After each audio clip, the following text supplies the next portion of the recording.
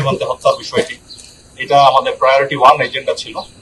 এবং গতকাল সন্ধ্যা থেকে এখন পর্যন্ত বিএসএফ এর সদর দপ্তর থেকে শুরু করে যেই জায়গায় এই হত্যাটা হলো, সর্ব জায়গায় আমরা অত্যন্ত জোরালো প্রতিবাদ জানিয়েছি। এবং এটা এই কনফারেন্সের পরেই কিছুদিন মনের মধ্যে এই জিনিসটা অনাকাঙ্ক্ষিত বা দুঃখজনক হলেও আপনারা হয়তো জানেন যে সীমান্ত হত্যা যে এটি আসলে শূন্য লাইন থেকে ভারতের অভ্যন্তরে। আমরা আপ্রাণ চেষ্টা করছি আমাদের এই অবৈধভাবে যেন ভারতের অভ্যন্তরে কেউ প্রবেশের চেষ্টা না করে। তবে আমরা অত্যন্ত জোরালো, শক্ত এবং কড়া ভাষায় প্রতিবাদ জানানোর পরে আমরা কিছু ছবিও পেয়েছি যে এখানে সংঘবদ্ধ প্রায় 15-20 জনের একটি দল, তারা অবৈধ অনুপ্রবেশ করছিল। বিএসএফ বাধা দেওয়ার পরে দুই পক্ষের মধ্যে একটা সংঘাত হয়। সেই সংঘাতে একজনকে রাবার বুলেট ফায়ার করে, যেটা তার পেটে লাগে এবং দুর্বল স্থানে রাবার বুলেটও হত্যা করতে পারে, মানে হত্যা ঘটাতে পারে। আর এখানে বিএসএফ এর যে সদস্য আহত হয়েছে এই 15-20 জনের কারণে, সেও হাসপাতালে আছে, তার ছবিও আমরা পেয়েছি রক্তাক্ত, মানে আহত অবস্থায়। তবে আমরা জিজ্ঞেস করছি যে এখানে প্রমাণ চাইছি যে এটা এখানকারই যে আহত হওয়ার ছবি, তার প্রমাণটা কি। তো এই বিষয়ে আমাদের মধ্যে এই প্রতিবাদ লিপি এবং প্রোটেস্ট নোট চলছে।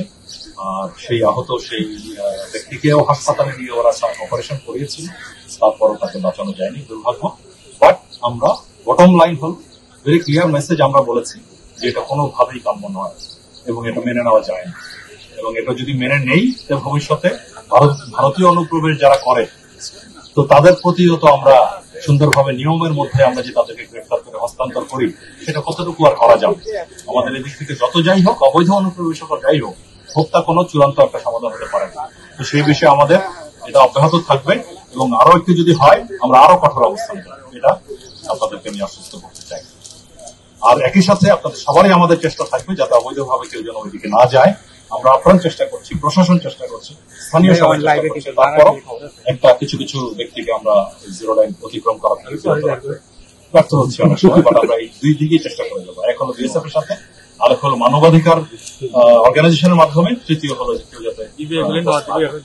আপনার দ্বিতীয় পয়েন্টটা সংক্ষিপ্ত আসতে চাই। এখন আপনারা একদিকে বলছেন আরাকান আর্মির জন্য সীমান্তে একটু আতঙ্কে আছেন, তো আবার আরাকান আর্মি যেন কিছু করতে না পারে। অন্যদিকে যদি আমরা যেটা কোনো একটা যে আরএসও ওইটা যদি কোনো কিছু হয়, সেদিকেও আপনাদের মানে আমরা যে কোনো একটা স্ট্র্যাটেজি অবলম্বন করতে হবে। কারণ আমাদের মূল লক্ষ্য হলো আমাদের সীমান্ত যাতে নিরাপদ থাকে, সীমান্তবর্তী এলাকায় জনগণ যেন নিরাপদ থাকে। তো সেটা করার জন্য আমরা একটা স্ট্র্যাটেজি ফলো করছি। তো আমার আমি বলতে চাই যে সীমান্ত, এই মায়ানমার সীমান্ত কেউ যদি অবৈধভাবে অনুপ্রবেশ না করে মায়ানমারের অভ্যন্তরে, নার্কোটিক্স বলেন, ইয়াবা বলেন বা অন্যান্য যে কারণে হোক, যদি ক্রস না করে, তার নিরাপত্তার কোনো ঝুঁকি নাই। নিরাপত্তার যদি কোনো ঝুঁকি থাকে, সেটা সেই নিরাপত্তা দেওয়ার জন্য আমরা বিজিবি তৈরি আছি এবং বিজিবি আমরা ওয়েল ইকুইপড ফর দ্যাট। এই বিষয়টা থাকবে। আর স্ট্র্যাটেজি, এটা আমাদের মাননীয় উপদেষ্টা মহোদয় যেটা বললেন, ডক্টর খলিল রহমান সহ আমরা বিভিন্ন কনসার্ন এজেন্সি সহ আমরা চেষ্টা করে যাচ্ছি। একটা স্ট্র্যাটেজি আছে, এটা সম্বন্ধে বিস্তারিত এখনই আমি সম্মুখে বলতে চাই না, সঙ্গত কারণেই। আমরা আশা করছি যে সেই বিষয়ে সফলতা আমরা অদূর ভবিষ্যতে পাবো।